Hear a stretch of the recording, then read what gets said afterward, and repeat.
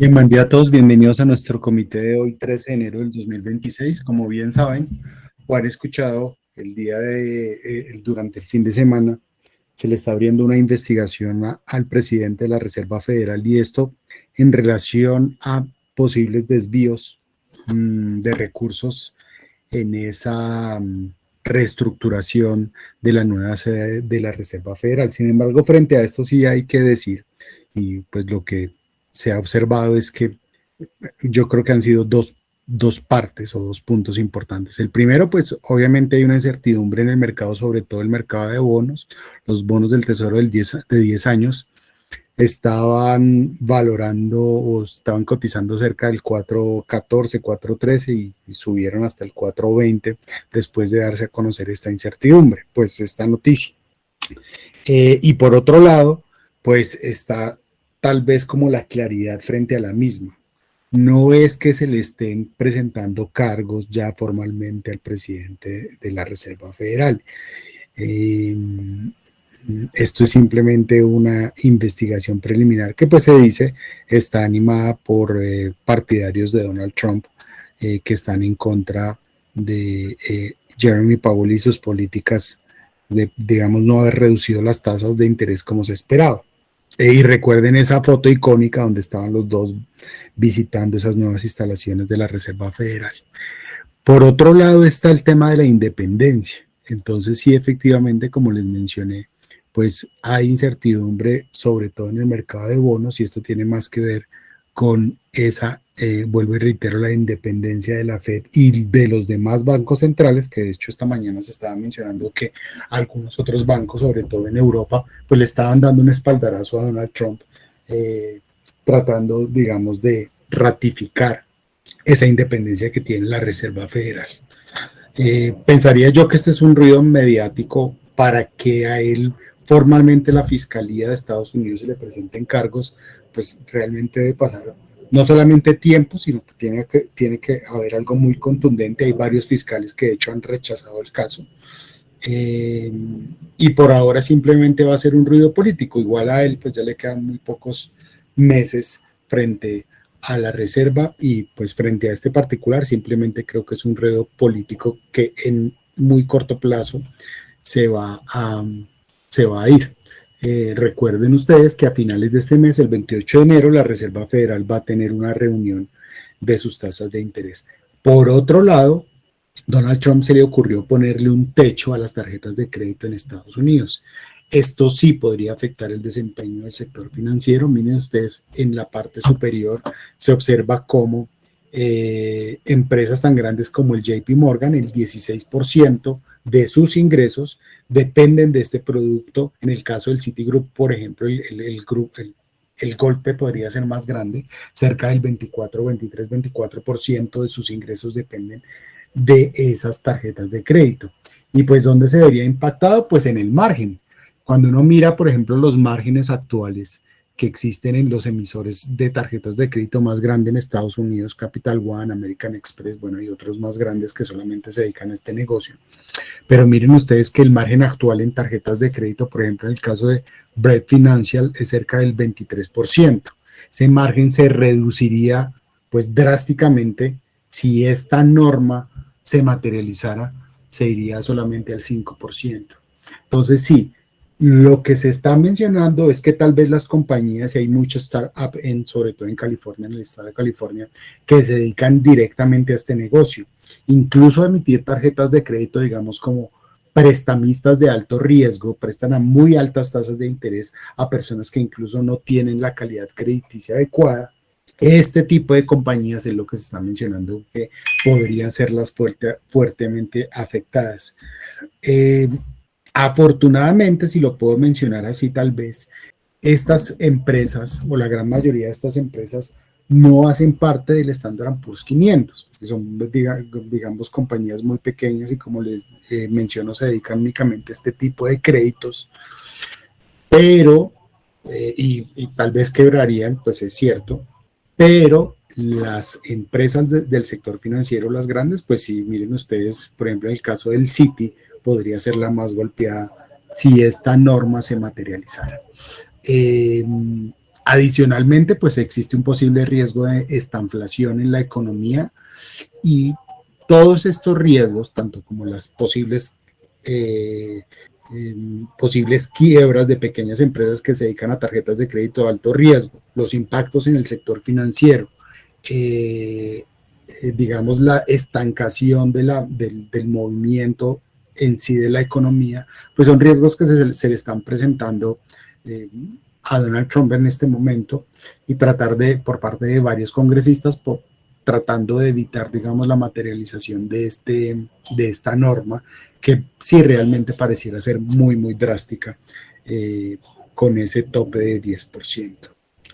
¿Qué es lo que pasa, digamos, frente a estas dos noticias en este momento? Pues básicamente en esta semana, ya lo vamos a ver, empieza la entrega grande de resultados del mes de diciembre y particularmente las compañías del sector financiero.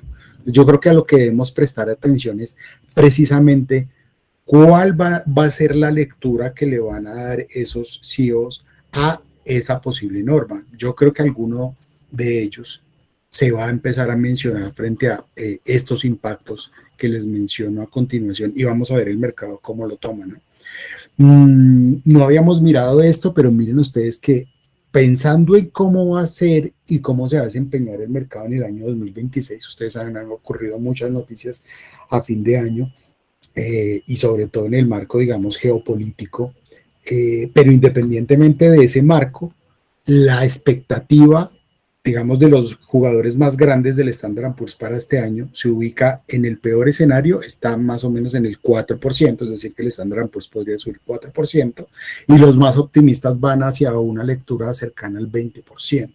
Esa es la lectura, digamos, los extremos, pero el gran porcentaje de ellos se ubica sobre un estimado de ganancias de cerca del 16 o 17%.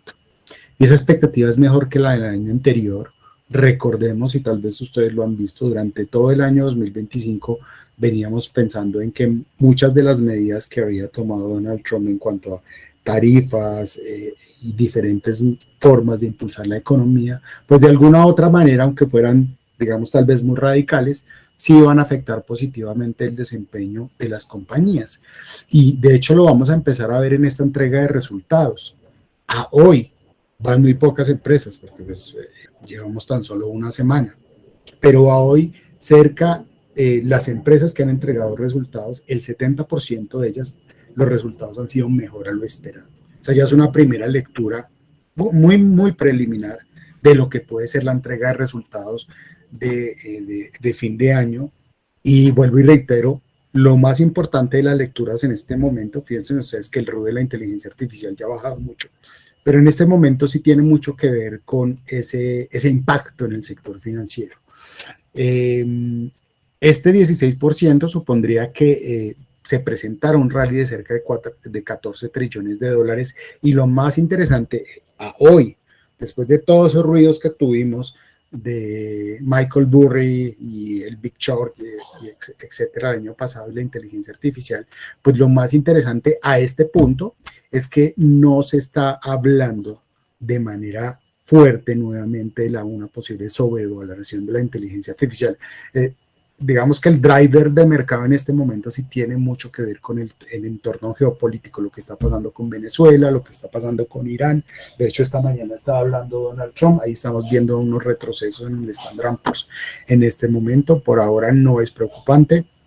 Fíjense ustedes que el sentimiento de mercado se mantiene verde, y vamos a ver qué pasa entonces con esas compañías. Miren ustedes, mañana va a entregar resultados Wells Fargo, Citi, Bank of America. El día jueves va a entregar resultados Morgan Stanley, Goldman Sachs y BlackRock.